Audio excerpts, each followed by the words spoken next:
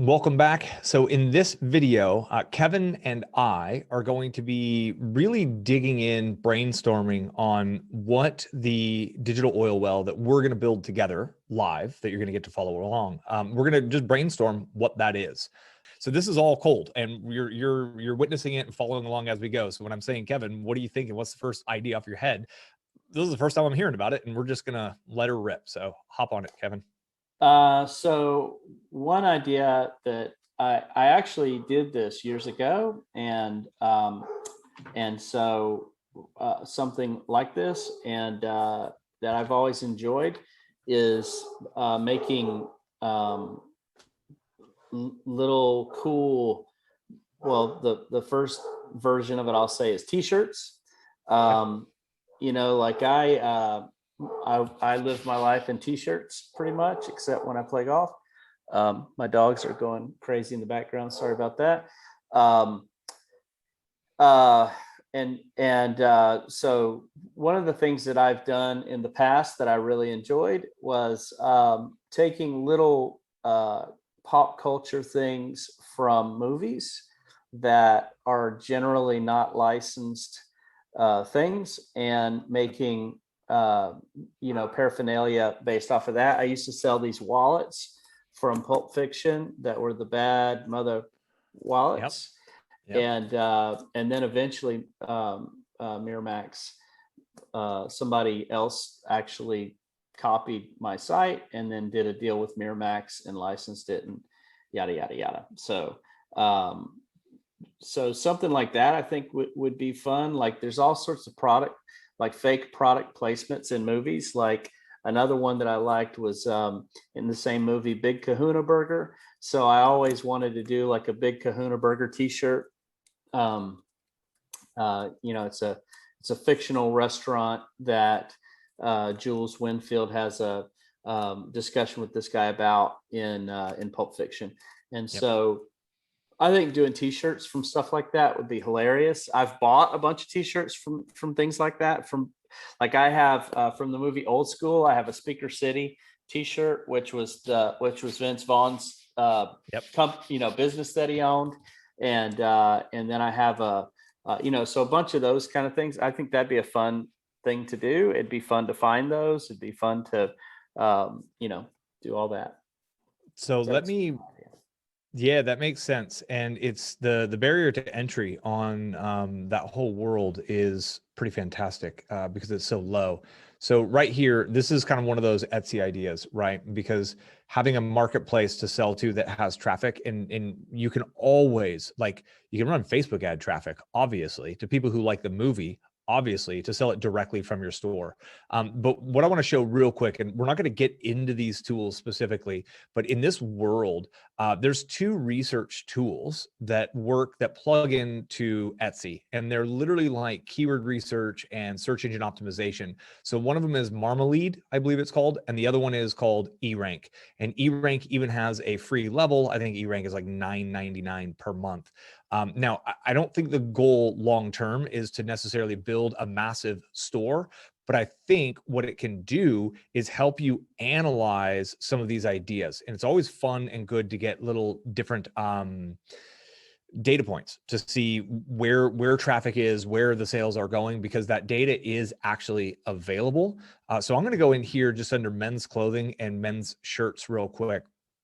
And generally speaking, what the algorithms are going to do is the algorithms are going to kind of load up to the top what is actually working right now.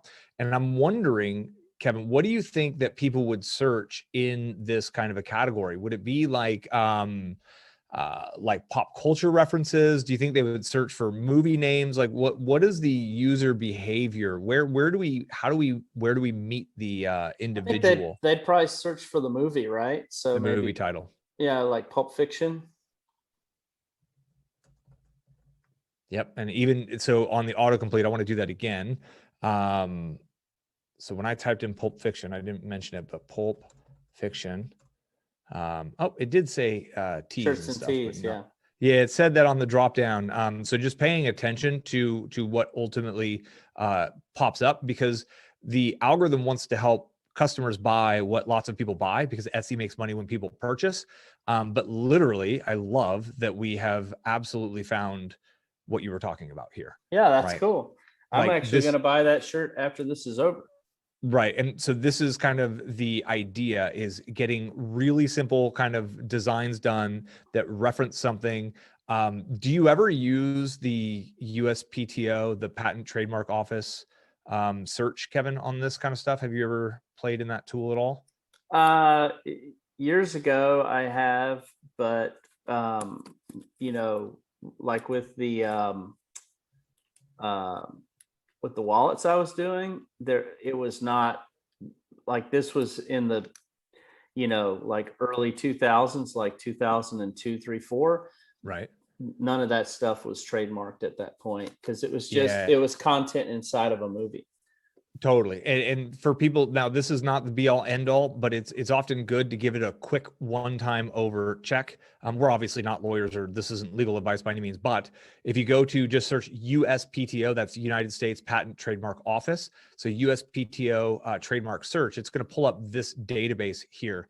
And it's relatively clunky for sure, but we can just go in and search their trademark database, and you can just pop things in. And what it's going to do is it's going to give you a basic it's going to help you rule out ideas, is ultimately what it's going to do. So you just Mm-hmm. click on the word mark, and I'm going to type in big kahuna burger is what I would look at on this one. So I'm just going to go, and we're not going to do this for every single one right now on camera with you. I just want you to see this idea, because obviously you don't want to get you don't want to go down the path of copyright infringement or trademark infringement. So I'm going to submit the query.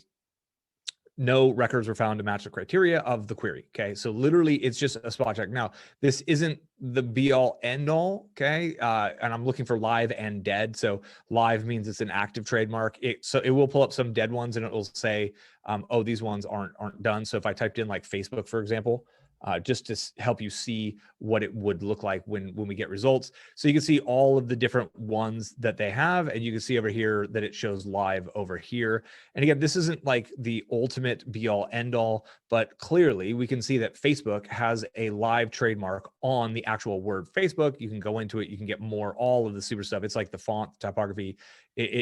It gets really detailed, but you don't ever really need to get into this level of detail. You're just wanting to say, like, did they trademark this?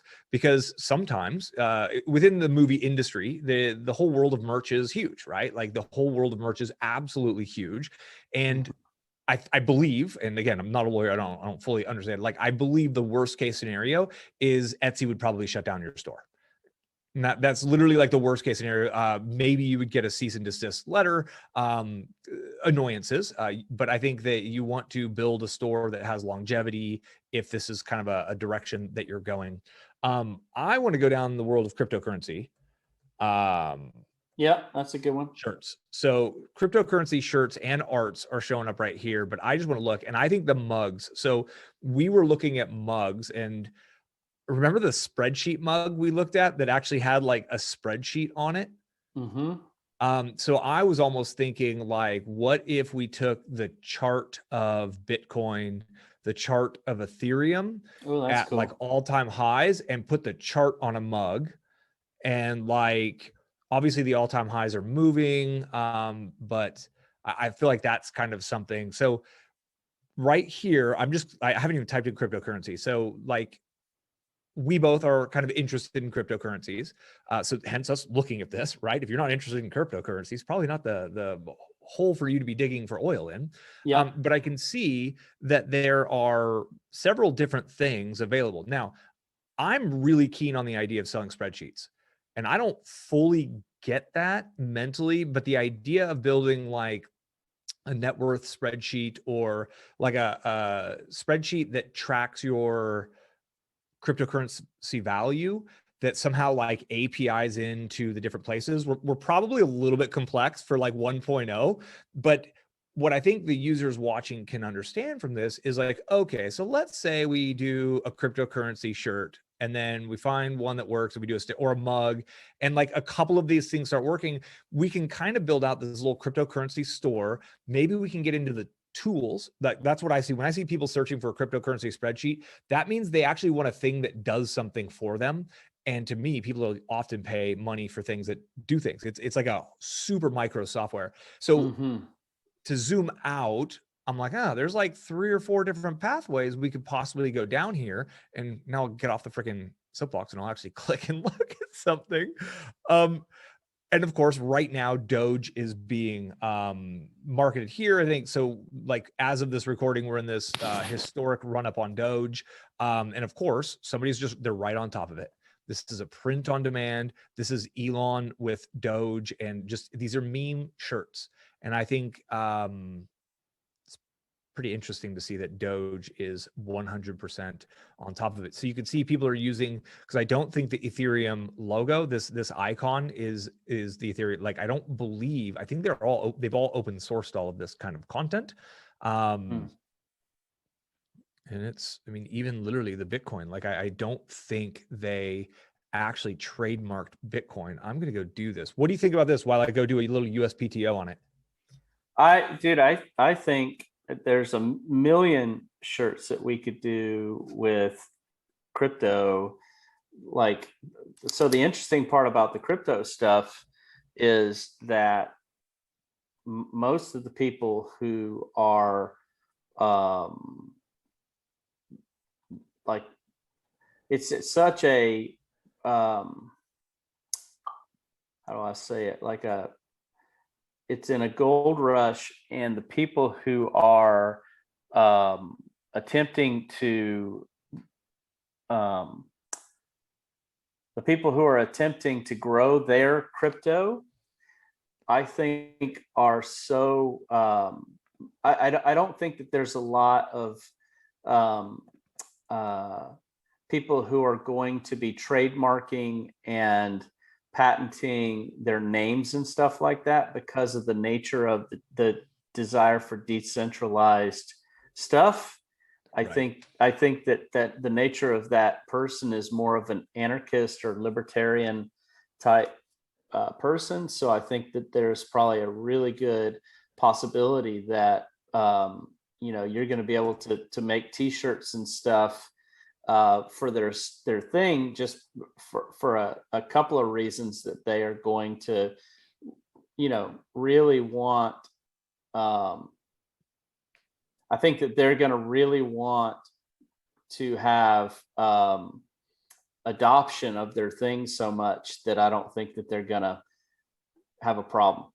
Yeah, so it's like the network effect, right? The more people who start using it and like it, the value of the thing itself goes up. And those who hold it are following, they kind of, they win when it goes up, right? Like everybody using Facebook, like that network effect grows and it's like, cool, now my grandparents can see what I'm doing. Like that's not, I don't get the value from that, but in cryptocurrency. So it's almost like the point here is the idea of identity.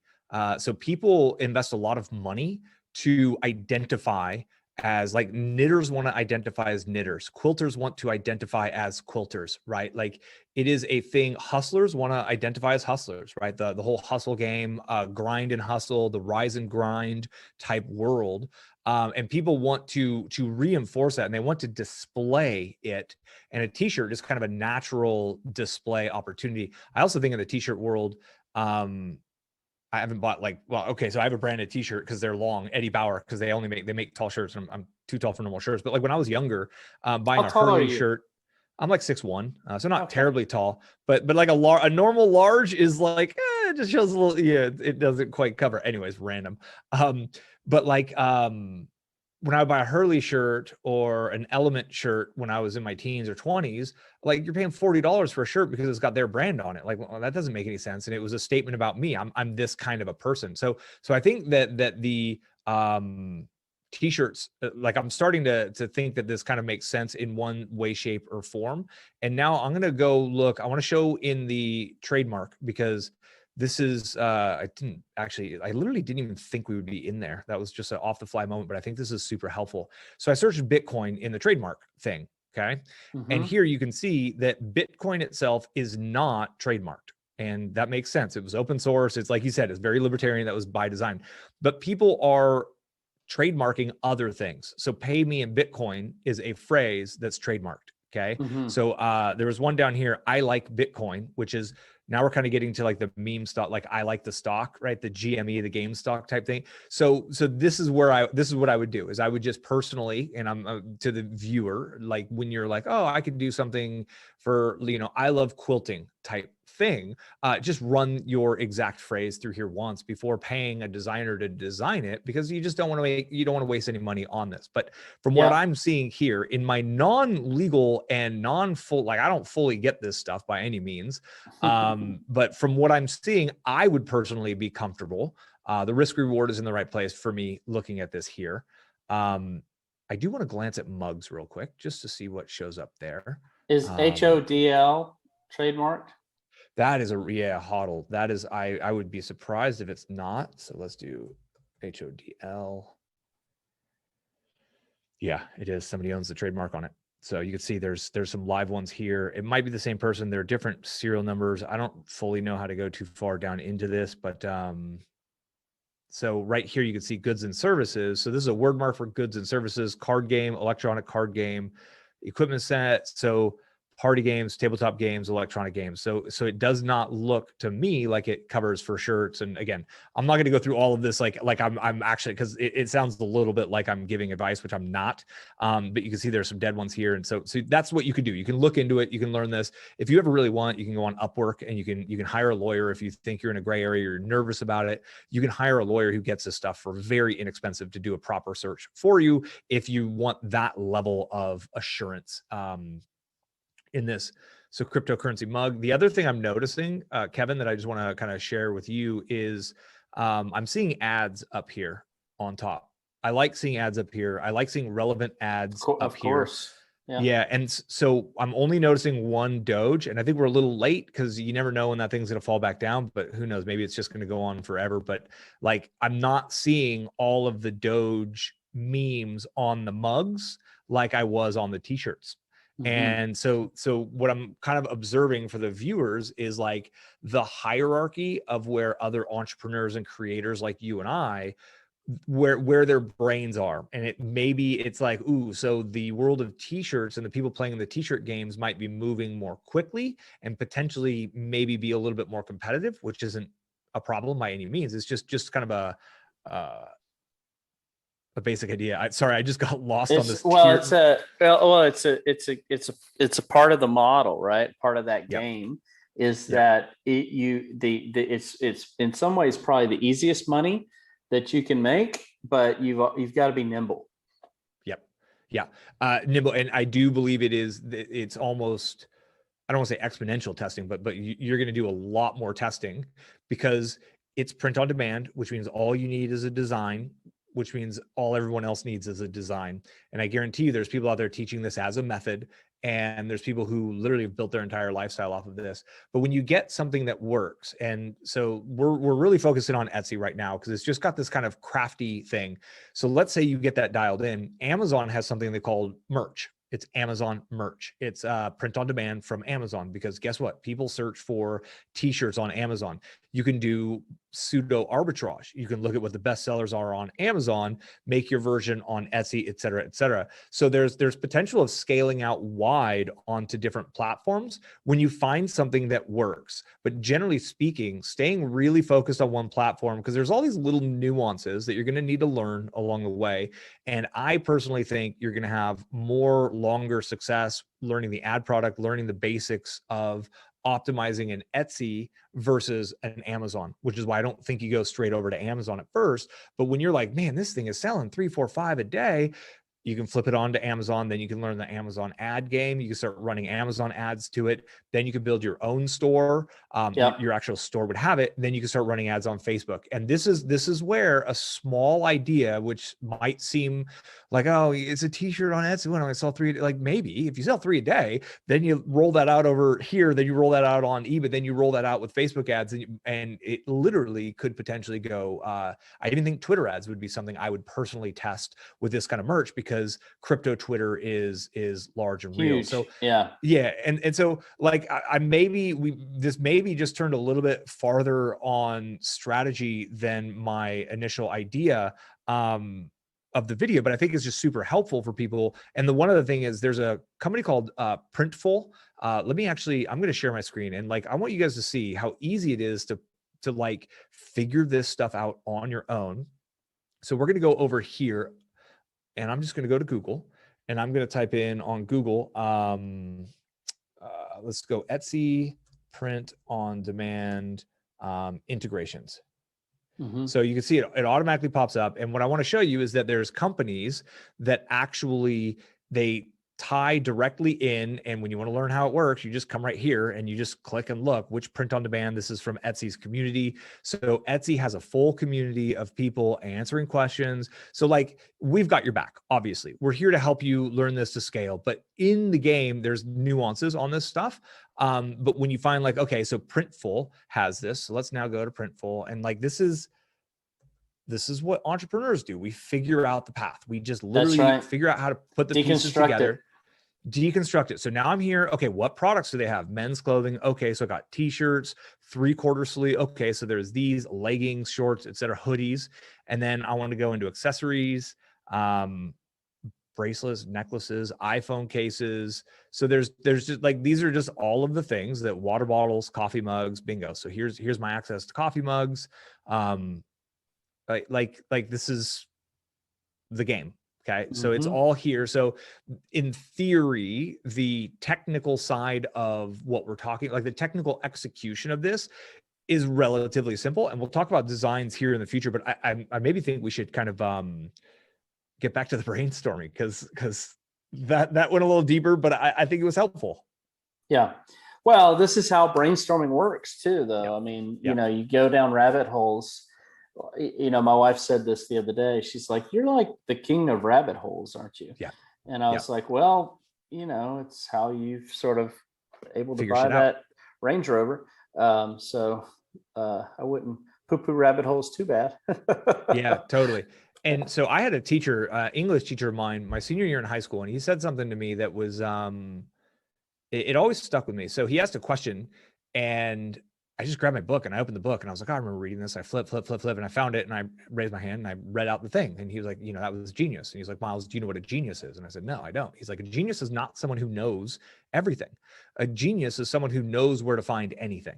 That's and right. It's this willingness to Google it, YouTube it, figure it out. It's this willingness. That's what gets, that's why you're where you're at, Kevin. You've created a lifestyle you have. And that's why my wife and I have created a lifestyle we have. No one held our hands through this process. It was like, oh, try this, figure that out, adapt, tweak, watch a video, figure out how how do I integrate how do I connect these two things together? You figure it out. Yep. Well, and I would say probably if I could impart any skill to someone that's going to, if you could give someone one skill, it would be like the ability to learn something quickly. Like rapid learning, you know, research, learn, and implement, you know, that's the master skill. So yeah. So one for me that's been fairly high on my list, and it might be mildly more complex than the print on demand, but it's worth talking about, is sleep. And I've seen some headlines recently. Most people don't sleep very well. How do you sleep, Kevin? Are you a deep sleeper? Do you sleep every night, fall asleep, stay asleep the whole time? Yeah, I'm good. My wife is terrible though. Okay, there we go. And I think honestly, a part of our lifestyle, you know, you get the cash flow in the right place and the lifestyle and the cost of living and all the numbers work. It's like, I sleep a lot better. The stress is gone. So I think a lot of people struggle sleeping. And are you familiar with Centerpoint Research's Holosync program? Nope.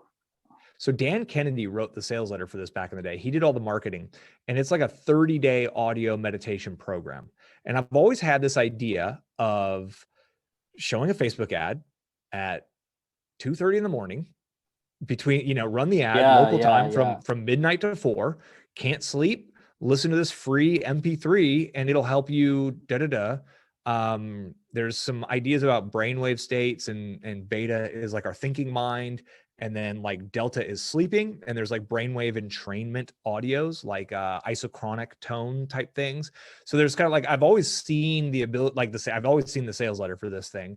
And one of my questions on that is like, okay, so they're frustrated because they can't sleep. They download the MP3, they put it on, and they're like, this shit doesn't work. And so it would need to be positioned as like a 30-day program. type thing Right. Right. of like, listen to this one for 7 days, then listen to this one for 7 days. And then by the end of 30 days, you have a new habit that is sleeping. Mm-hmm. I don't know. I've always just thought that's and then once you have a list of people who have bought that, you could start to offer other things, blue blocking glasses, weighted blankets. That's kind of like, I wouldn't necessarily manufacture those. That's kind of like the affiliate side of like building the oil field is, I guess, what the idea of going to Yeah. an oil field. Yeah. Um, I love that. I also think that along those lines, one of the things that I listen to a lot, mainly because sometimes there will be um, uh, people in the house. I've got teenagers, and sometimes my wife wants to have something, on or whatever. So I put on these YouTube videos of the binaural beats and lucid dreaming stuff and things like that, and listen to them. So along the lines of what you're talking about, I think anything that people like, a digital product that is not skill based to create is a yep. fascinating idea to me. So any of those type uh, digital products like recordings and Yeah. things like that, those are real. I think those are great, great, great oil wells, because people So want that little edge. yeah, 100%. And when you mentioned lucid dreaming, I just went to type in lucid D, and all kinds of stuff showed up. Now, I don't know much about lucid dreaming. It's not my world, but just from an observer perspective. So if a viewer's watching this and they're like, oh, lucid dreaming, like, I love that. Like, I'm totally down that rabbit hole. Like, seeing all of this from tea to a tincture to a spray, um, blend, tarot, smoke, kit, poster, crystal, like, there's a lot going on here. There's a lot of potential there. But when I did the same with sleep, so let's do sleep. So I'm looking at what it is. It's like, okay, beauty, not really our world. We're already beautiful enough, obviously, Kevin. So we don't need the Of beauty sleep course. thing. But then I put in M for meditation. And so, like, I didn't go into those tools that I showed you, although they are there and they could give you a competitive advantage. Those two tools I showed in the beginning. I'm just using autocomplete literally to see what's going on. But I went sleep ME for sleep meditation, which is what my idea was. Nobody's looking on Etsy for it. So what that means is the like marketplace, millions of users who buy stuff on it, it's not something they're looking for. Whereas we know they're looking for t-shirts in certain areas, Yeah. which means Kevin and I would have to do the landing page. We would have to write all the copy, and we would have to own the traffic. We'd have to send all the traffic there ourselves. Yep. It's doable. It's in our skill range. I think if we were doing something 100% for like scale potential and for like an actual business, if we were like, Kevin, like, let's just really blow $1 million brand out of the water, I'd be more excited about this. But I think it might add on complexities for people who maybe haven't made their first few sales yet. They haven't kind of got the beginning momentum going.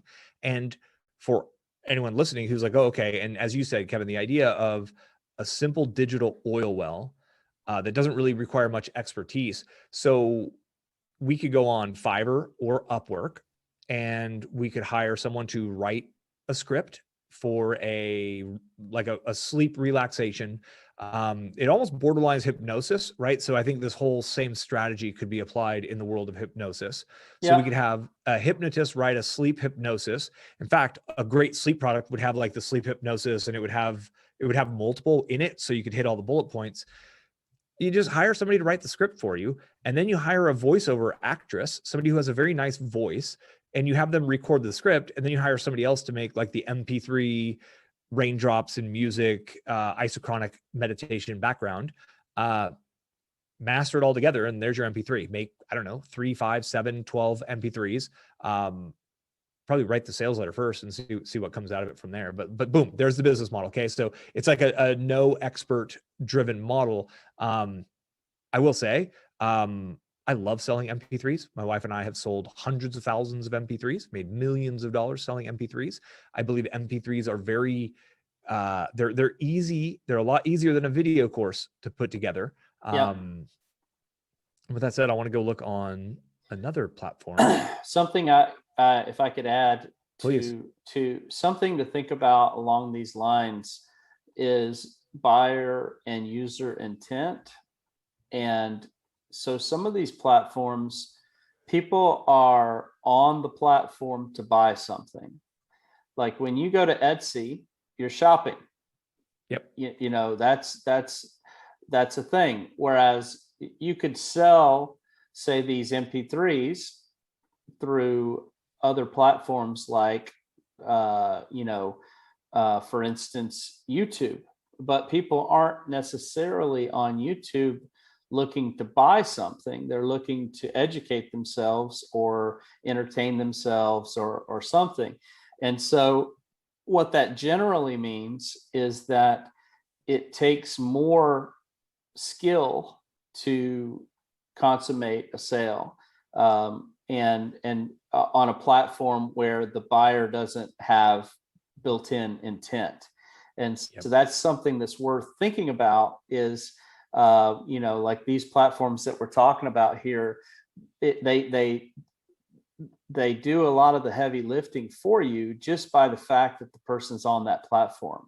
Right. That's a helpful thing because like you selling millions of dollars worth of MP3s is probably through YouTube, but you're very, very skilled at that, right? And the average person trying to do that from scratch, they're going to have to put in their 10,000 hours. The bar is high. The bar is a lot higher. So, yep. And so I think the one word I would add to that, and you probably used it, but I'm just going to reinforce it if so, is trust. So people trust Etsy. They've already bought from Etsy. If they haven't bought from Etsy, they know Etsy's legit. And they can trust that when they put their credit card in on Etsy, that it's going to be fine, that they're going to get what they ordered. And if for some reason they don't, then Etsy will take care of it. That's right. Just like Amazon. Just like Amazon. And a lot of the time when people don't buy from you, it's because of trust. They don't trust you. They don't trust it's going to work for them. They don't trust that they can do it. It's one of these layers, but it comes down often to trust. And so by partnering with a platform, you're able to leverage their trust immediately. It's just boom, right there. Like eBay, boom, people know that, well, I guess eBay might be a less, but Amazon is a better example of that. People know when you buy on Amazon, it's going to show up. And if it doesn't show up or something's wrong, there is something resembling customer support available for you there. Whereas, as you said, my wife and I, we spent 6 years building trust with our audience, building an email list, building that credibility up before that machine kicked on. And my whole goal, my personal goal as being a part of this course and why I jumped on here to co-create this with you, Kevin, is because I want to help people shortcut that. I don't want people to think that they have to go create organic content for 3 years straight before they sell something, because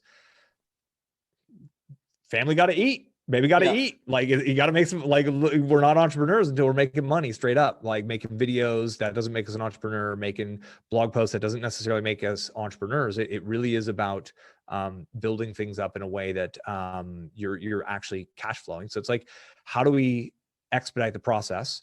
Then you tap in, you find your little hungry audience, and it's like, okay, what other things can I sell them? Just like we brainstormed off of looking at Printful, with the idea of crypto, boom, boom, boom. Okay, we got mugs. Okay, we can do that. T-shirt. Okay, like necklace chain thing. Okay, I want, like, I could even look at, they have keychains and Bitcoin and, like, gold, baby.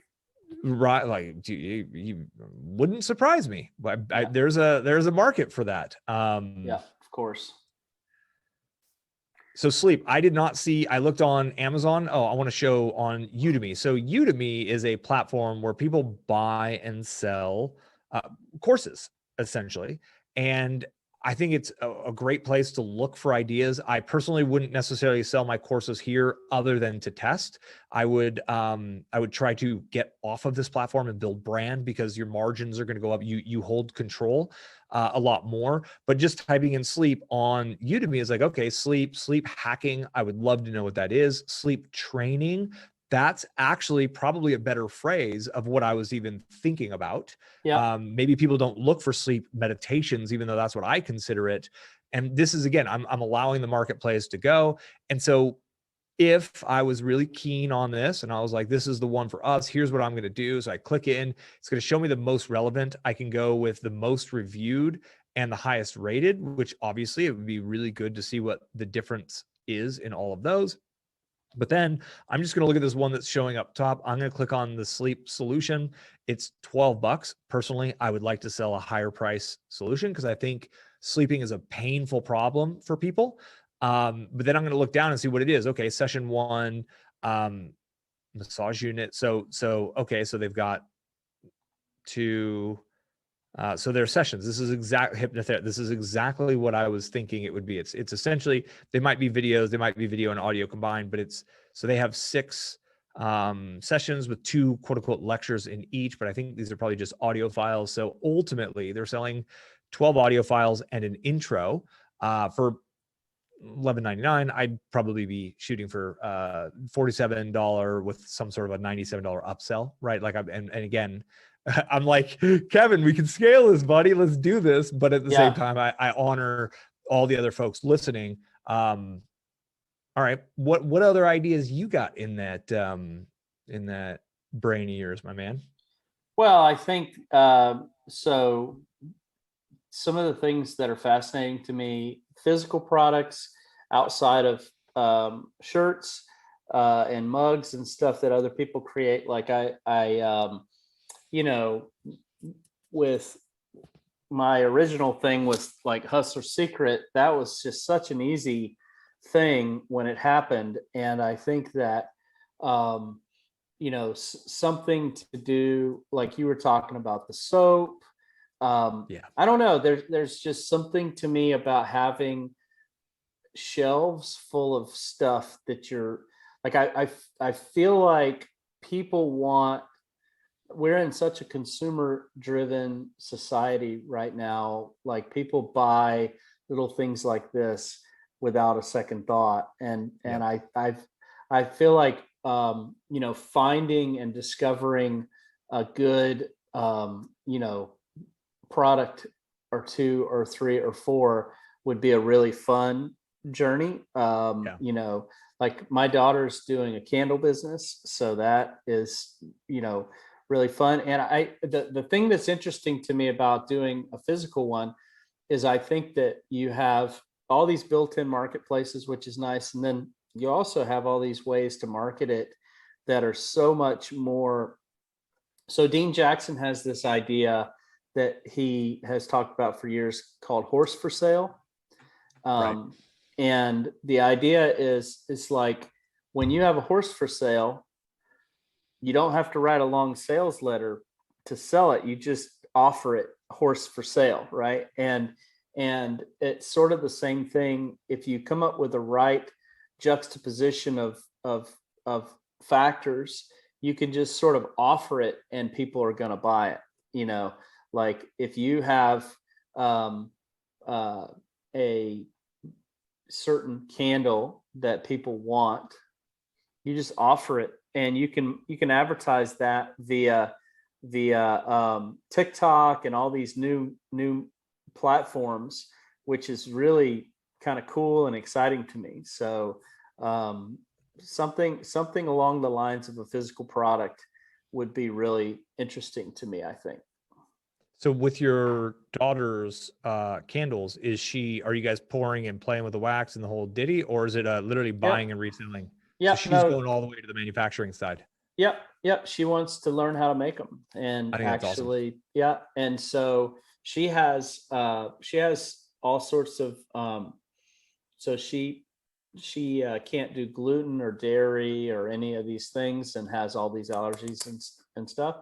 So she's going to make candles that smell good, but don't have all this, harmful stuff in that, like for some people might activate their allergies and things like that. And I think I told the story in another video about the soap, about my wife with the lavender allergy. So to me, I think that for them, having this idea of, I think that there's a huge market that people want things that operate like stuff we've bought forever, but without all the harmful chemicals in them.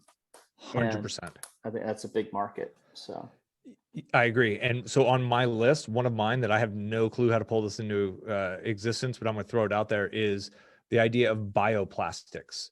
I just think there's things that we use that are so consumable, like disposable razors. There's like little floss up things that are little plastic things, and they just get used by the millions. They're plastic, and they all just end up in the turtles and in the oceans, and it's we're kind of killing ourselves as ourselves being one planet, one piece of plastic at a time. And I've always had this kind of desire to just create the positive alternative, which is, it goes in the landfill and it just dissolves. It just turns into, it's just plant-based, it's soy or whatever it is.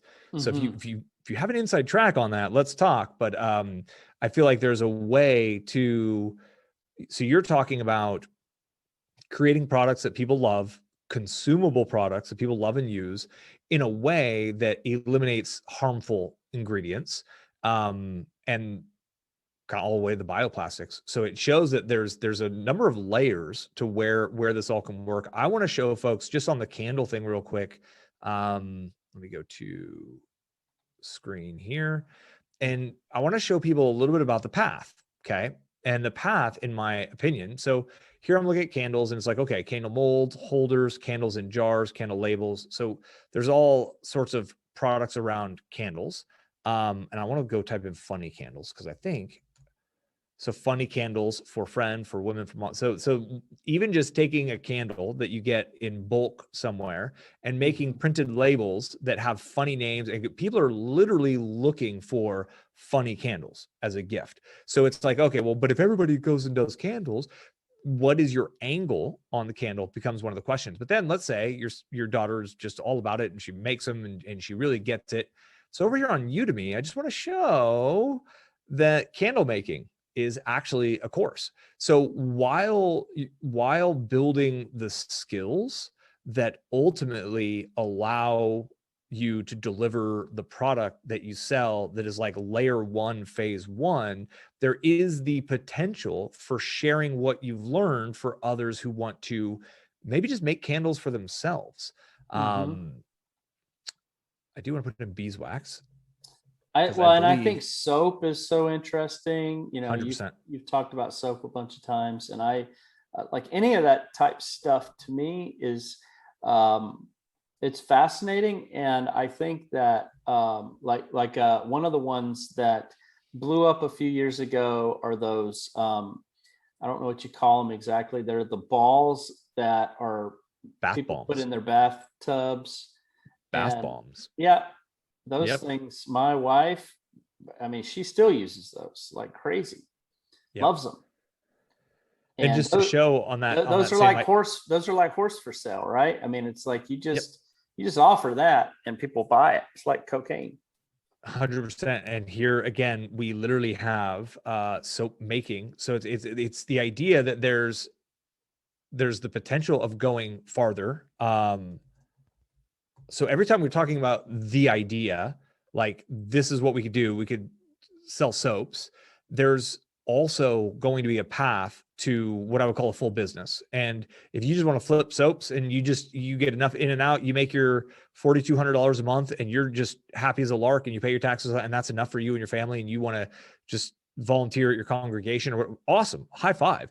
But if you want to take it and you want to scale this thing from $4,200 a month to $42,000 a month, there's always going to be a path there, even though we're starting with really, really simple ideas. And here we're looking at bath bombs, bath bomb molds, which means if people are buying molds, then there's a way to make bath bombs. And I think that your wife has insights about these things that you and I are absolutely clueless on. And, of course. We're kind of back to that original idea of like, we're a couple of dudes just talking about what interests us. And there are so many of these kinds of worlds out here. And even on the candle make, like just the beeswax can versus like there's always these subsets that people in the know. And and when you know of all of the different subsets and all of those little different pieces. So for example, like in the cryptocurrency world, so it's one thing to know what the different cryptocurrencies are, right? Like, okay, so I know what XRP is, I know what Ripple is, I know what these ones are, whether they're real or not, whatever, is mildly irrelevant. But understanding the culture of the different tokens is the insight that would allow one to actually craft a catchy, to know the memes of that subculture. Yeah. That's what it takes to go to the next level. So for example, the Wall Street bets world, the diamond hands ideas, that whole GME, we like the stock, like those types of memes that you might be like, what are you even talking about, Miles? But there's this whole group. I was actually like 9 million people in the Wall Street Bets subreddit at this point in time. They know what those things are. They know what Oh aping yeah. in is. They want to represent it. And now they're starting to apply the diamond hands idea and the aping in idea in other areas of their life. And if you're not on the inside, if you don't know, just like I know nothing. I know F about F of bath bombs. Perfect. Not my world, but a very interesting world. And you can go skill up. You can go learn what's in it. You can go learn how toxic most over-the-counter bath bombs at the dollar store are. And that's how you can paint your story about what makes you unique in taking what Kevin was just saying, is that idea of higher quality, kind of chemical free approach and or healthy ingredients type approach. Magnesium, our bodies need magnesium. We absorb magnesium better through the skin than we do drinking it. So a bath bomb that has magnesium in it is actually going to be better for the skin and the body, and it helps you get a nutrient or a mineral that we all need. Wow, I pulled that out of nowhere, but I know it's actually true because my wife uses magnesium in the bath all the time. Well, and Tangent. so something to think about with this, just as a general thing, is as you are doing your own brainstorming, you don't have to have an affinity for the thing. Right.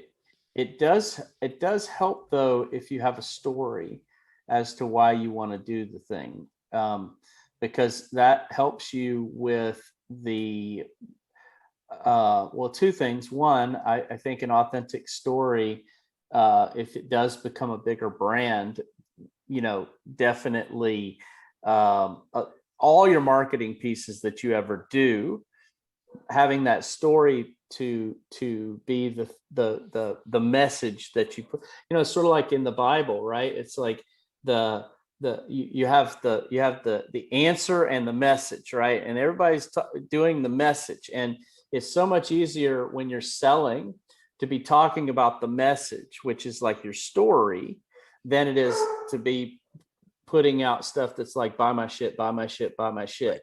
And so having that, it'll make your marketing a lot easier. But I think even at first, sorry about the dogs. You got an alligator in the pool? No, it's the neighbor's dogs bark, and then our dogs like to bark, and it is what it is, I guess. So anyways, even at first, when you're first getting like the very basics off the ground of the thing, I think that having a story to put into the description of the thing will differentiate you from the other listings that may be selling something similar on a site like Etsy. Like if all things are equal and I see two similar products, the one that tells me a story of why they're making this product is the one that I'm going to buy. And so stories are everything. And I mean, even when you look at gigantic brands like Coca-Cola, right? Like what does that red can mean? What is the story there? And they actually change the story in different cultures. So when you go to Asia, the Coca-Cola story is a little bit different. And it's kind of interesting to see, but it's always the story that powers it from there. So it's relatively simple to go on Fiverr or Upwork and hire a designer to make a t-shirt, to then put it on Printful, to integrate it over, and voila, it's live. But knowing the ups and downs of the cryptocurrency market, hodling through the crash of 2017, 2018, and then the Phoenix-esque rise from the ashes to the 65,000 mark or 55,000 that it's at today as of this recording, et cetera. That story, when they see the mug and they're like, oh, that's cool, and they click and they read the story, and you're reminding them of that journey, and the mug becomes the empowered reminder and the statement piece of like, I'm a badass. I held through that and I'm still here, like diamond hands forever. Like literally, it's the story that gets them like whoever made this mug gets me. Yeah. I'm in. It's the over the top type thing. And does everybody read through looking for that? No, but when it clicks and when it catches us and it has a decent smidge of storytelling and basic copy, everything can work from there. Yep. I think also,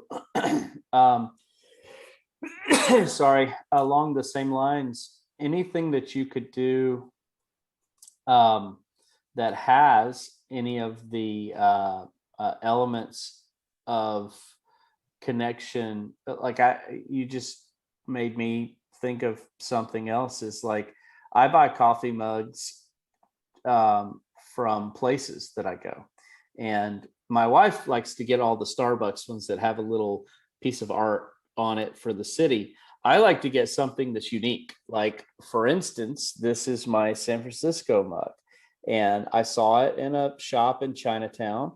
It's got a big old dent out of it. I've had this thing for probably 10 years, and I don't know why, but it reminds me, maybe 15 years, because it was like the first time I went to San Francisco, which was back around 2003. So I've had this mug a long time because it reminds me of that trip and like Right. this thing. And so if you're like that's something to really that you can tie into with your oil wells as well, and just have a steady stream of things. Because these mugs, actually, they're on Amazon now. I don't know what the deal was, but enough of them got sold and broke, I guess, that now they have them on Amazon. So, and they're probably all manufactured. A lot of this stuff it comes off handcrafted-esque, and maybe it isn't, maybe it is, right? If it's in a trinket shop on California Street, then that's it. It just kind of is what it is. But it's the meaning behind it, and that's what's really important, and that's what you're buying, right? In that scenario, you're not really buying a vessel to bring the beverage of your choice to your lips. You're buying something that means a little bit more than that. And when that's what selling ultimately is. Anyone who's sold anything, like you get it. And so on the idea of the soaps, you mentioned having the inventory, a couple of racks of shelving where you got all your inventory on it. If someone goes down that path, the value they would get in their lives by booking out a booth at the local farmers market, even for just a season, buy yourself a pop-up tent and stand there. Would you like some soap? Do you know what's in your soap? How do you, what words, what conversations, what happens that makes the visitor, the person standing at your booth, staring there? Because people go to farmers markets to buy stuff. That's the goal. It's a marketplace, just like Etsy is. What is the expression? What is the conversation? What is the topic? What is communicated? And then they go, okay, I'll have 3 of those. Thank you. Right. That aha moment and seeing that physical response, then you take everything you just learned. That's how you scale a soap business, because now you know how to sell soap because you were there, elbow to elbow, shoulder to shoulder, belly to belly, making it happen. The potential goes up drastically from those kinds of experiences. And it's important to think about those local, real world. And for some people that's like the scariest thing in the world. But I think ultimately, I am one of the people. I go to farmers markets, I seek them out, and I literally try to push myself to spend more money, because these people are taking their Saturday and they're hustlers. And I've been blessed in the scale of my business of what I've created. And I'm like, cool. I don't even know that I'm buying it. Like, this one kid was selling these magnets and they help you sleep better. You slide in your thing, $180 magnet pad thing for bed. Bought it. He was 22 years old, clearly was just a little out of place, a little awkward in Sedona, just selling his things. And I was like, perfect, I'm gonna buy that from him, just because. So you'll meet people like that there, but you'll get this feedback loop that you don't know why somebody clicks back on an Etsy store. You don't know why somebody clicks through your Facebook ad, reads your landing page, and then leaves. And we can do split testing. We can hash out these ideas over time, but boy, the ability to just be there with people, it's invaluable. And the Yeah. greatest, Zig Ziglar, he sold pots and pans door to door. The greatest copywriters in the world, they sold stuff. I've sold cars, yeah, it's Well, it's interesting. So I'm buddies with the guy named Kevin Harrington, who is one of the guys from the show Shark Tank, right? right. And he was like you know how this is. I don't know if it's you just claim it and it's sort of true, or if it's really true, but he's credited by some as the inventor of the infomercial, because he was one of the first guys, if not the first, he was certainly one of the first guys to start buying dead airtime at night, and putting things on there. And one of the first things that he put on there was he saw a guy at a trade show who was demonstrating these knives, and it was the Ginsu knife. And this guy, Kevin tells the story. I mean, this guy was just mesmerizing with his presentation that he had there.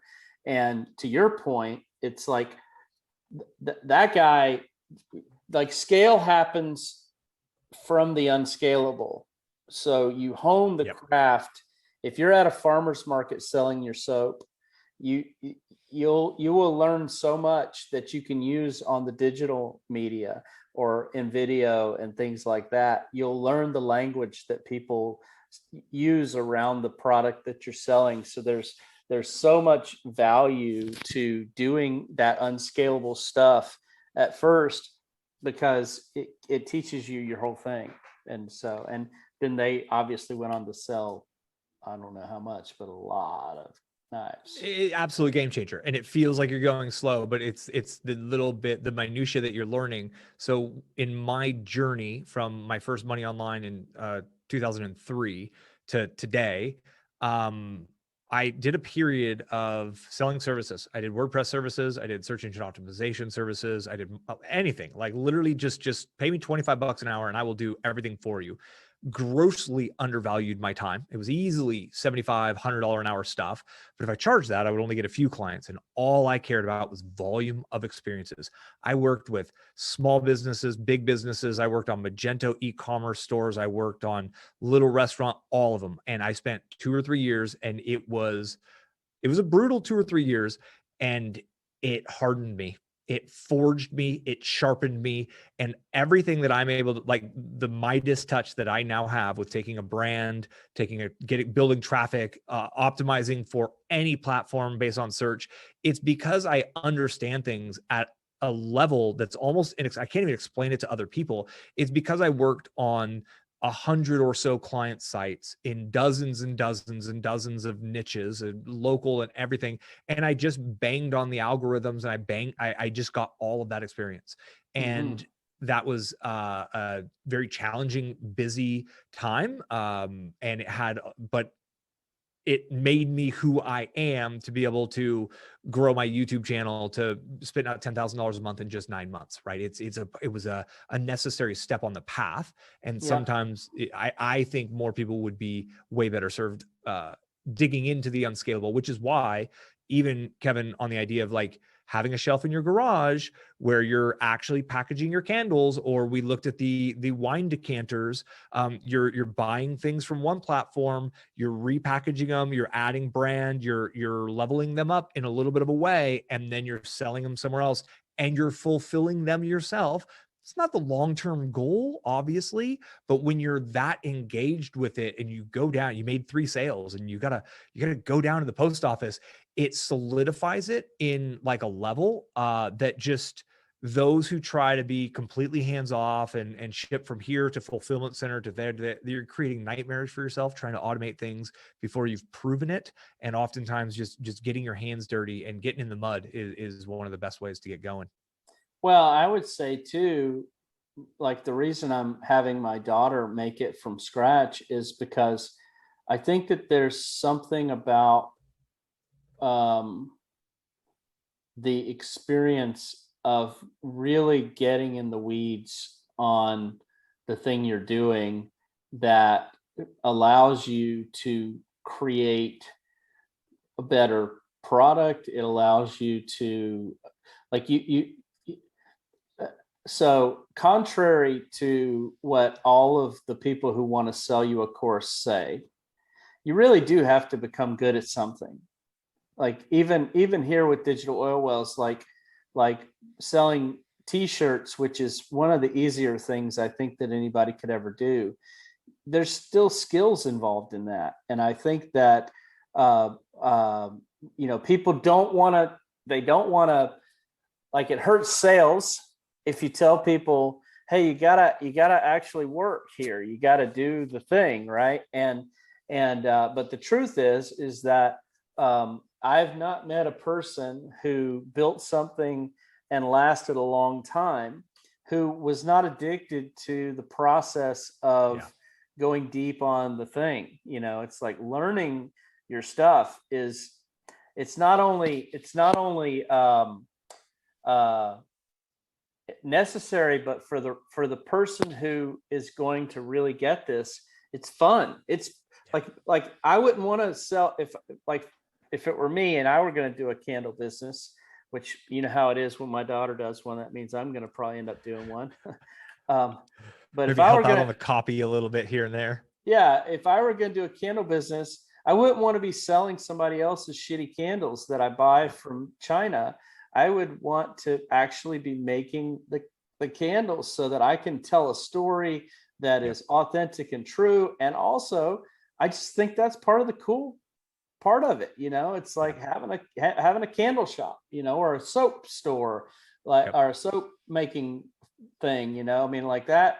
Like I watched in Fight Club how they made the soap. I thought that was cool back then. So I think that's a part of this that is hard to overstate or overemphasize, that getting into it and really becoming like a deep knowledge person in your thing is one of the it's a moat around your thing. You know it better, and most people are lazy and won't do that work.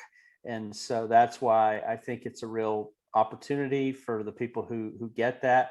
And I like, like I said, I think it's a big part of the fun.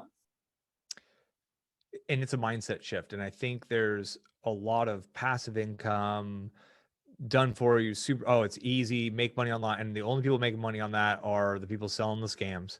And yet you look at Shark Tank, you look at the Marcus Lemonis, the Prophet, like people who realize how this game works and creators of value, right, versus consumers. Um, it becomes like you can't, it's impossible to turn this off. And I know a grand total of 0 people who are living off of passive income and doing nothing, which Mm-hmm. is the big sell from the fake gurus and the greedy gurus.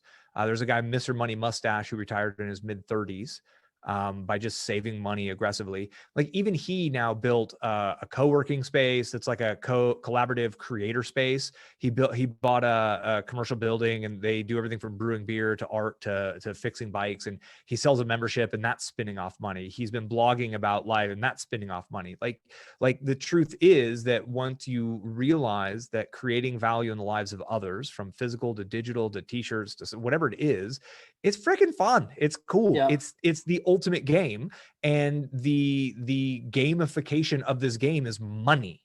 It's Yeah. real dollars. And if you unlock this and get it figured out and really understand what moves people and really understand the stories that work, really understand the ingredients, it is automatable, and it can spit out, what, $83,333 per month is $1 million per year. And any of these businesses we're talking about have the potential to step up to that if you want, or you can just stop at 8,300 and have $100,000 a year life and go from there. But you said something that I want to jump on. You said you're like, I don't want to buy rubbish stuff from China and just turn around and resell it.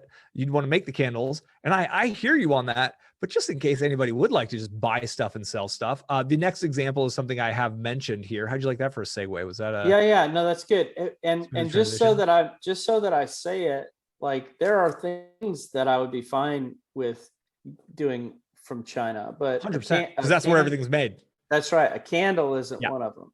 And that's part If of you're it for breathing me. in the exhaust from a unit, yeah, or if you're rubbing it on your skin, those are the kinds of things that and we'll talk about that. But here, so I'm searching in Hori Hori. It's a Japanese garden knife tool. I don't even know where my wife learned about these things, but I've got a big old garden here, 30 fruit trees, 100 and something berry bushes, and this tool is so freaking useful in the garden, and nobody knows about it. So there's my hook, is the the forgotten about or the unknown, the lost Japanese tool. So I'm looking at this thing here, and I clicked on it.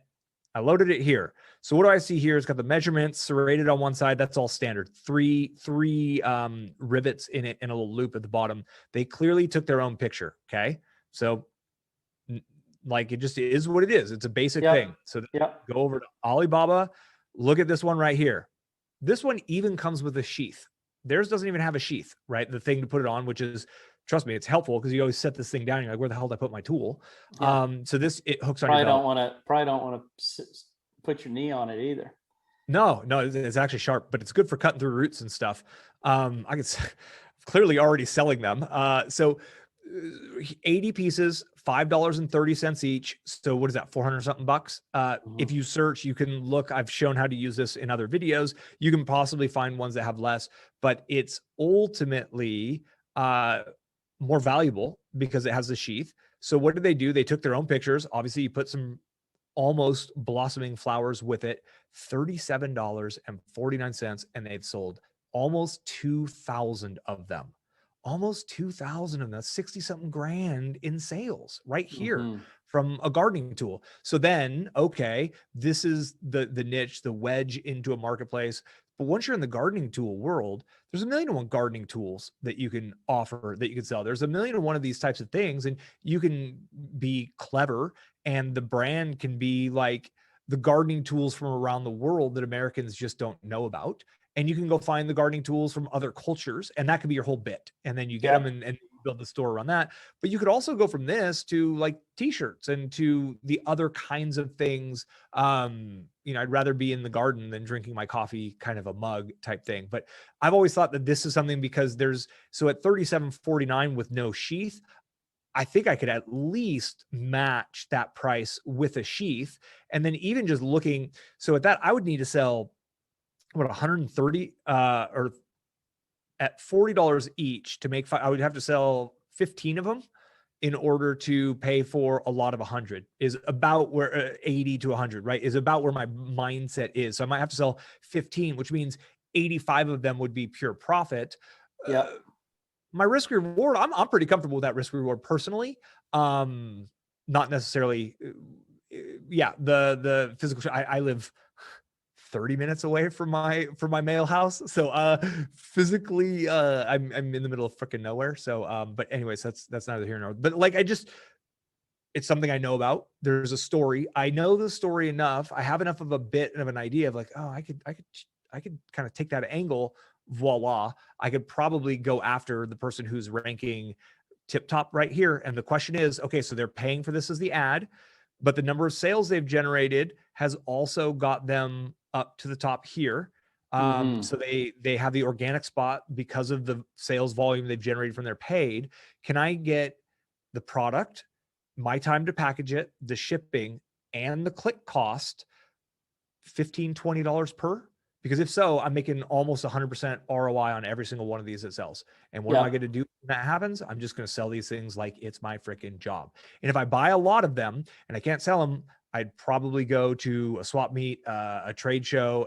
I would go physically sell them to people. I would go to the Master Gardeners meetup group. I would get a booth at the the farmers market would certainly work. Exactly. Yeah, that's what I'm saying. And I would just engage with people and like, these are the cool, figure out how to sell a thing. All right. It's interesting too. The thing about it that is powerful about this, along the lines of what you're talking about with the garden tools, is it's such a niche community of people that there's when you sell one of those, you automatically have a customer who you can sell many, many more things to for a massive profit. Like when you're in a very broad general niche,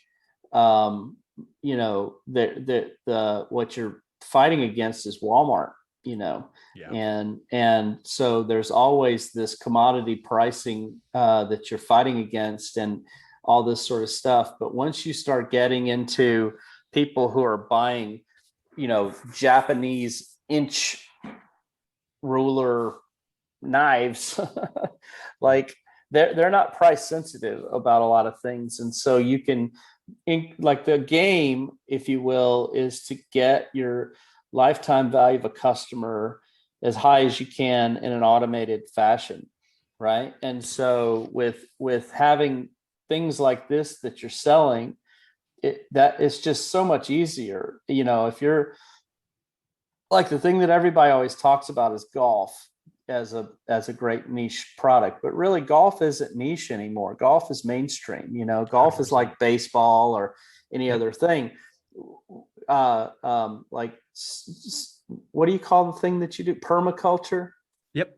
That's Permanent agriculture. That's niche, Yep. right? I mean, like, there's not, you can't go down to the local corner grocery and buy permaculture stuff. You know, you can't go, they don't have it at Walmart. And so that is a powerful type market to choose. Yep. Because all you got to do is make that first sale and you're in. Yep. If your thing is good, right? And then Yep. you got the ability to sell more and more and more and more. Yep. And so the like permaculture, you know, backyard orchardists, right? People who just want fruit trees. And then there's all kinds of tools for the orchard side of things. There's all these little unique subsets and tools, and they can overlap, they can vary, they can be separated out. I just want to show one other thing. I haven't shown this tool yet. It's been hanging in my it's been hanging on my tabs.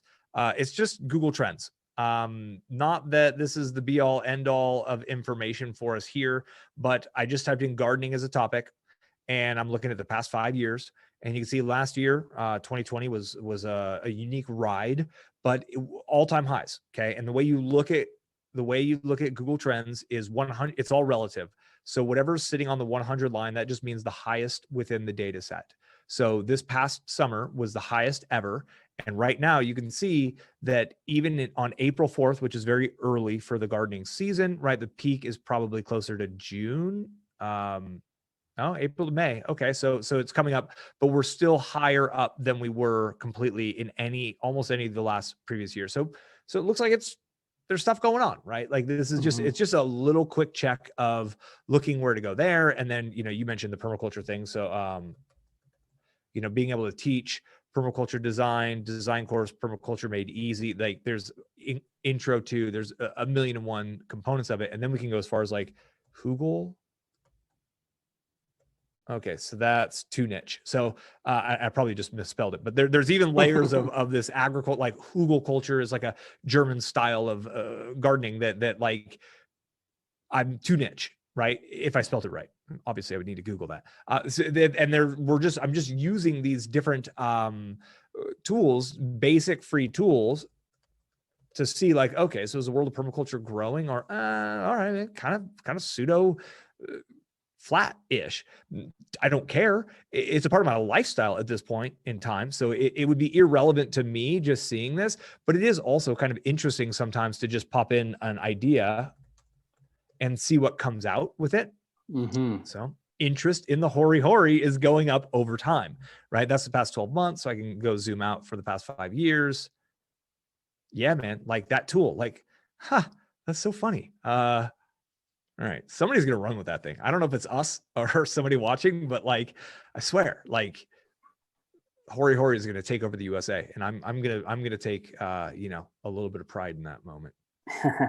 Well, I'll say this too. I think just an interesting piece of this to think about is, so you have, like, on the one hand, like where I started with the t-shirts and the sort of real sort of gimmicky type products, where, you know, your business model in that is that you've got to, constantly be putting out new products, and your value of a customer is probably going to stay pretty low, but there's such a broad appeal, and the actual trend of the thing is so powerful that the right people are going to buy it because of the nature of the market.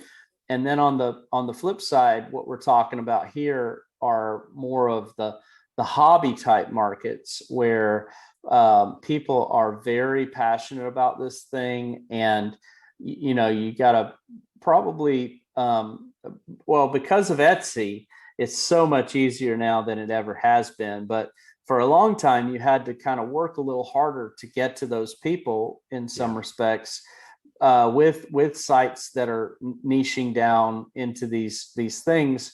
Places like Reddit and Etsy and stuff like that. It's easier these days. But the game, if you will, for these is different, because you are definitely more trying to deepen the relationship and sell them lots more product. And that's just a distinction to think about. Like, I have my test prep business, which I consider a digital oil well, that it's not hobby related. It's like a life event related thing. Like, you need to pass this test. And so because of that, my customer value is like one sale. That's all I ever get. But the it's lifetime value is the average order value. That's right. That's right. And whereas with like these knives that you're talking about here, the customer value could end up being like 4, 5, 6 times what the first purchase is. Very easily. And then I want to 100%, and I want to show kind of like a remix idea here. So let's say somebody's going to go down this path and they're like, yep, this is the one. So I want to go load this. I'm in the wrong tab. So they're like, all right, I'm going to roll the dice on this, but we go back over here to Etsy, and I've got a program to garden gift. Okay. So now just garden gift basket, garden gift for mom, garden gift box, garden gift set. Then, okay, so there's at least, I don't know, 4 to 6 variations right here. So I'm going to look down here. What's in it? Well, you've got essentially the same darn hoary here, and a pair of scissors, and then some tool sharpeners. Okay. And that's a $70 product at this point. Let's see roughly how many they've sold. Again, about 2,000 sales on this. So then I hop over here and I'm like, okay, garden scissors. Okay. These are 12-piece minimum order. So I could get the hoary, I'd have to buy 80 of them. I could probably look deeper and find, but then I go get 12 of these, and I make 12 gift pack. Like, so the idea is I wouldn't put all of my chips on, red 32. I would be spreading my bets out as effectively and intelligently as I could, basically leveraging these kind of product ideas, right? Just what shows up, what kind of things are popping up. And my whole idea on the garden gift is because I was looking at this on Hoary and I saw the garden gift box and I was like, oh, that makes sense. Oh, there's another one here. Like, those are rising to the top. Perfect. I'll look into those more. And you can see that this one has the different angle on the same sort of thing. And the potential here is noteworthy. And then you go into the prepper space. Gosh, they just buy everything because it's fear of missing out. You got to have it now. Got to have 10 of them now.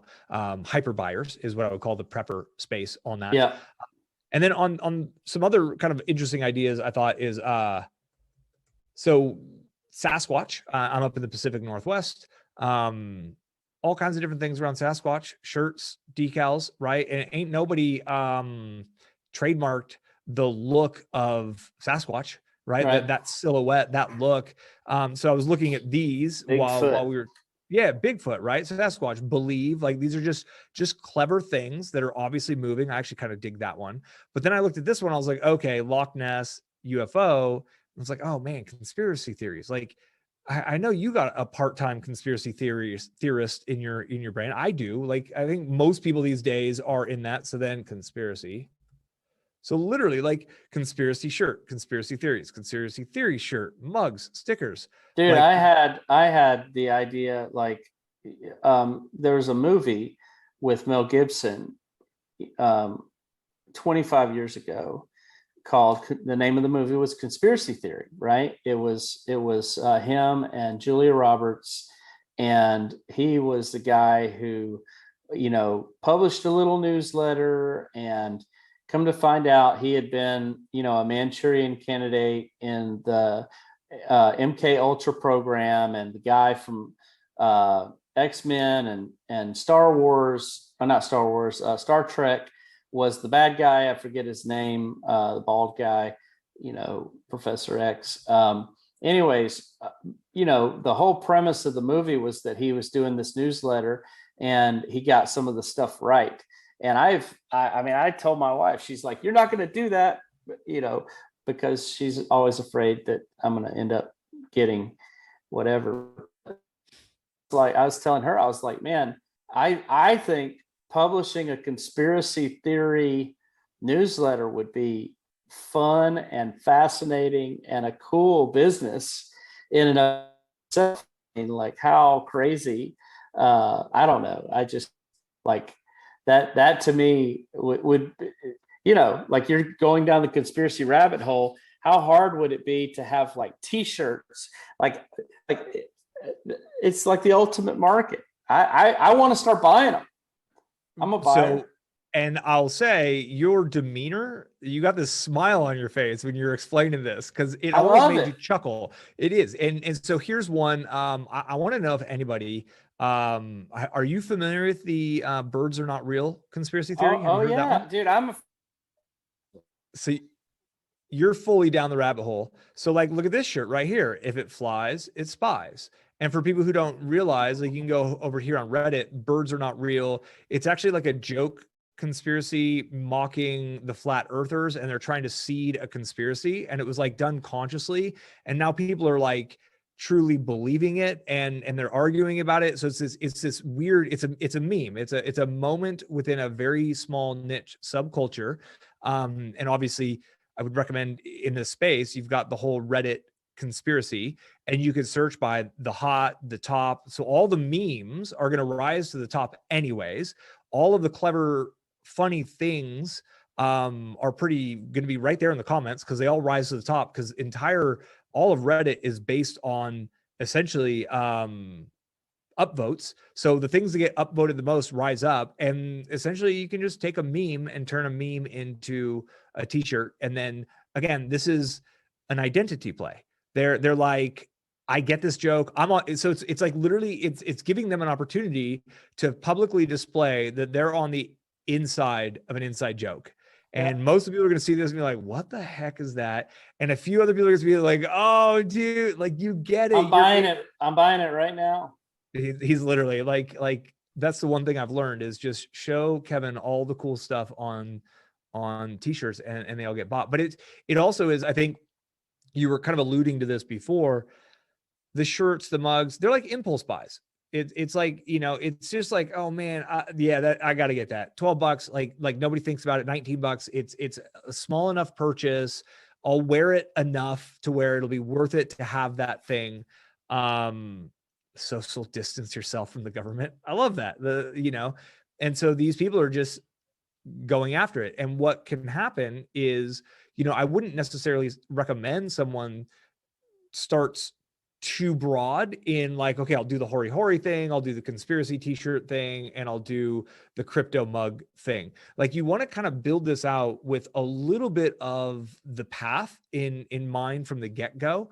And so, like, Hutto was even just saying, oh, dude, having like a conspiracy theory newsletter, like, dude, imagine having a Substack that was like a $10 a month newsletter of all the conspiracy, like, there's so many conspiracies going on, you can't keep up. So I'll keep you up to date. So then this is where you lead kind of into that sort of a game, and you build kind of a niche brand. You could do multiple niche brands and multiple niche stores, but I wouldn't necessarily have like one shop that has gardening tools and the conspiracy stuff, because you're missing an opportunity to show that you are really like long-term there for them, giving them more things to buy. Because people are gonna be like, dude, I love this shirt. What else do they have for sale? That was so clever. Like, I'm gonna get that shirt. It's in my cart, but let me go see what else they have. Because if they get me on the birds are real, if it flies, it's spy, if they get me there, like what they have to have some other good stuff in their shop if they get me at that level. Dude, like if I went to a conspiracy theory Etsy store, I don't know that I could control myself.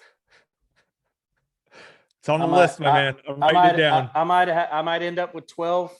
I might end up with 12, and like I say this. I think that I'm building this one, whether we do it together or not. This is the one for me. I'm sure of it. Oh, that's awesome. Yeah, because awesome. This is not work for me. Like this will be fun. And I think that's like, I got like 2 other ideas I'm just going to throw out there randomly, but like we've arrived. Okay.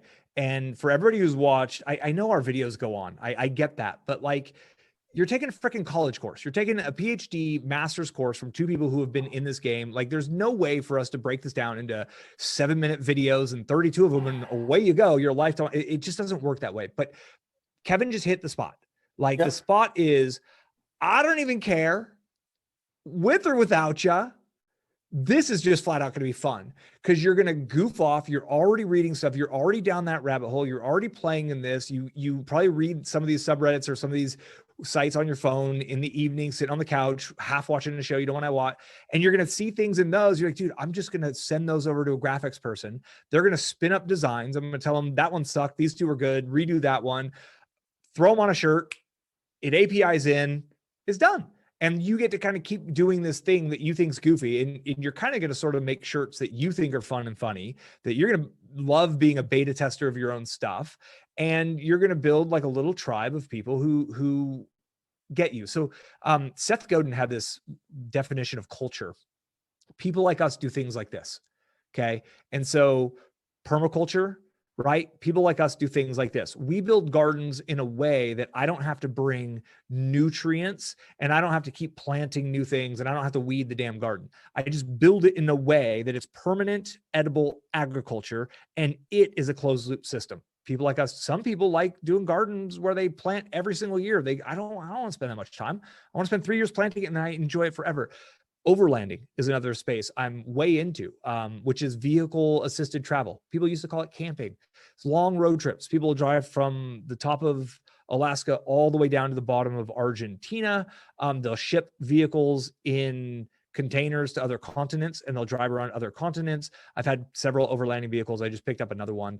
It's a whole world I can get into. Like, I'm going to be out in my rig all summer. Like, that's just what I do anyways. And it's like, I can come up with all these clever ideas. Bingo, build a shop around that on my own. But it's finding that overlap for you, viewer at home, where you're like, oh, this is just fun. Like, I would just love to do that. Like, that just sounds like fun. And if you're not there and you haven't clicked on that, it's okay to experiment. It's okay to try a few things. See how you do flipping some horis or something like that. Find another product, the wine decanters we talked about in the other one. Just get into motion. And oftentimes we are able to refine our path and what we do based on, I don't really like that. Well, I made some money on it. So I got some skills, got some experiences. I understand the platform. It's now believable to me because I did the full cycle once. Let me refine this for the next batch and do something I think will be a little bit more interesting. Aha. Iterate that way over and over and over a few times. And then all of a sudden you get in that sweet spot and you're like, this is fun. I just made $1,600. I just did a little bit of work in between compared to the commute and the boss breathing down my neck and the cubicle and the people I don't want to be around at work. That's the best damn $1,600 I just made. I'm going to do that again. That was fun. What other thing matches onto that? So like the Hari, that's just an entrance into a space. with a physical product. That ain't the end. That ain't even the starting point. Like, it's barely the starting line. It's just an entrance in, and then figuring out what else to offer from there. NLP certification is one I put down. I think that's on the level of your test prep. I don't know NLP. I don't do it, but people love certifications, and we would have to, that would be a big project to hire out an NLP practitioner to build it, but that thing would sell. And then supplements. I think we haven't even touched on supplements. There's no way we're going down the supplement 1.0 route here for people, but I think that Lady Boss, she's selling strawberry cake flavored weight loss stuff. She started in the weight loss space. Now she's selling supplements. The Organifi is just powdered greens, and he's now selling protein on it. Joe Rogan's thing, selling protein powder. Russell Brunson had, I think, nootropics, the whole brain science stuff, like the brain hacking, the biohacking. Siltip, he had Neurocell, which was a neuropathy thing. Got it. Neurocell. Brendan Burchard has one. So personally, I think I would love to go down that route, and longevity stuff. I'm really into, I think that's really interesting, but although it's all white labelable and it's all private label, and if you're so inclined and you think that space is really interesting, just start Googling white label supplements, private label supplements, private label supplement formulators. They're everywhere. They'll send you test bottles. You just give them your sticker and they make it, because all the stuff on all the shelves at all the health food stores and being sold by all these brands that you watch, they're all manufactured in the same freaking place. There's like two or three places doing all of it. Skincare, as I mentioned in the beginning, toners, wrinkle creams, Boom by Cindy Joseph. It's all manufactured in the same spot. And it's the same place that made Kylie Jenner stuff that she made built $1 billion brand on. It's the same stuff that Revlon's made it, and all the brands, they use the same companies. You just put your label on it. You got to have a story. What's interesting about the Kylie Jenner thing is that she's built $1 billion company and only has 7 employees. Right. Think about the power of that. None of us will likely do that, but just that it's possible, to me, is a fascinating thing. Like, I know people that have $10 million companies that have 100 employees at it. And, for her to have a crazy lifestyle, $1 billion company and only have 7 is pretty crazy. It maintains lifestyle, right? It keeps both. And a part of what she was able to do is she scaled the audience. She had that captive attention of the audience first, which is, it's difficult. It takes a lot of time and energy to build up the audience. But once you have them and you have their trust, the monetization becomes easy. Last one I have on my list is manifestation and the law of attraction. I know some people in that space who have 8-figure businesses, and it's a hot offer that just never turns off. And whether it's audio files around that, whether it's an ebook, a course, I don't think, I'm going to go type in manifestation on Etsy, and I'll do it with everybody watching, because I haven't researched this at all. It's just literally, here's one for your conspiracy 5G shirt. The finally got 5G, which is a vaccination joke, because we're currently in the vaccination period. Like, that's kind of hilarious. And I think people who see this, who are like, who get it, are just going to think that's the funniest thing in the world. And they're just gonna be like, yep. So I just wanted to throw another one in there. So manifestation. So we got journal, pen, candle right there. So like literally taking a candle, putting a manifestation label on it, offering a bonus MP3 manifestation audio. So when you send the candle, you put a little 3x5 index card inside, or not, like a little business card that says, go get your free manifestation audio at, manifestationcandlemagic.com. They opt in for it. Now you're building a list based off of Etsy. So you can get a front end offer running on Etsy, selling candles to people who care about manifestation, or crystals, or a box, or a kit, or a journal, or a planner. Disc.com makes planners and journals, right? Yep. So yeah, I know Joel, the owner of Disc, and he'll make anything, like, That's awesome. So disc.com does products and fulfillment. So on here, journals right there. So you can make your own manifestation journal. I don't know much about, I know of these folks. So, but literally, like, we'll probably see some fancy person we know, their journal on here, but product launch formula, that's Jeff Walker right there. Yeah. So Jeff's getting it done here. So you can get journals made. These could be manifestation journals. Obviously you need a little bit of a hook, but they're selling over here, manifestation journal. And yet again, that's another way. Then you link them over to the MP3. Boy, does this kind of looks like what we were just looking at, doesn't it? Million and one places to get this kind of stuff made. I know there's a lot of offers that I could send. We could drive traffic to via emails to manifestation courses and stuff. The Jack Canfields of the world. It's a huge, huge industry. That's what I got, man. I don't know. I'm yeah, you know, I like, again, it's interesting the way to think about this. If somebody's stuck with us for almost 2 hours here, you can go. So how do I put this? There's a thing called the curse of knowledge. And what it is that Miles and I can't unsee things through the eyes of experience. Yes. And we're trying to let you see how we think about the stuff, but in some respects, you don't have to do or think about things at the level that we are doing now, as far as like what market we're going to serve and going deep down this rabbit hole of all the other things we could sell them and all this stuff. You don't have to do that. Just come up with one product, one idea. It doesn't have to be a business that you're building. This could be just a product. Like the Hustler's Secret was a product idea, and I don't want to be a golf guru, and I don't want to, I didn't want to get into I love playing golf, and I owned a golf course and found out that jobifying your passion can suck. So I don't want to sell anything else to the golf market, but I'm happy to sell this because it is a unique solution. Right. So you don't, the reason I'm saying this is I know it can be overwhelming and it can cause inaction. Like you can brainstorm to the point where you never pull the trigger. And I would say, don't do that. Just come up with your best idea for a product and let's, put it out to the world and see if they think that your idea is good.